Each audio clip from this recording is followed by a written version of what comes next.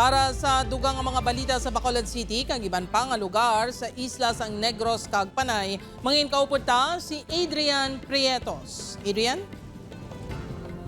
Yes, Jert, mga kapuso, madamo gid nga salamat.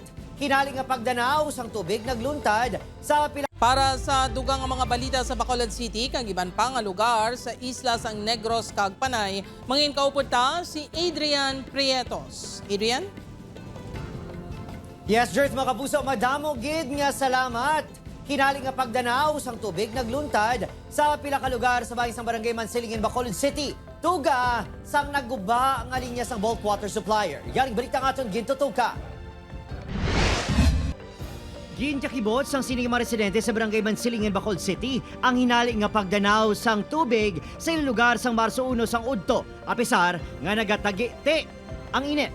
Bungod sini, nabuta ang mga kanal sang tubig kag nag-awa sa dalan kag nagsulod sa mga pamalay.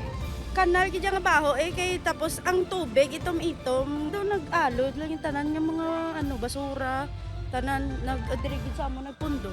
Balga din naman ba sila magtaas? Mga kibot lang kami gani nga nagdamo ulan tubig. Kit portem ng init way man ulan, way man dalite. Kapinapulo kabalay ang nabahaan. Natumod, gabangod inisa nabuka nga pipeline halin sa water reservoir sa Basiwa Prime Water. Ini matapos nga nagapatigayon sang flushing kag pressure test ang supplier nga Bacolod Bulk Water Incorporated.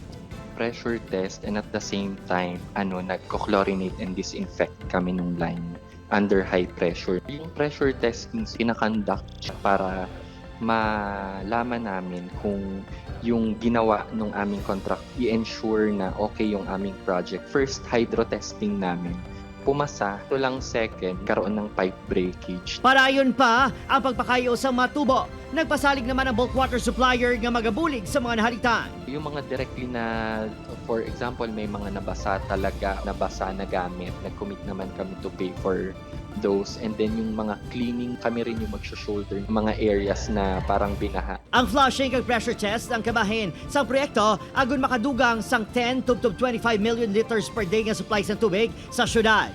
Ginalantaw nga inina ang manginsabat sa madugay na problema sa supply sang malimpyo nga tubig. Opod, Kiril Casillo, Adrian Prietos, Western Visayas.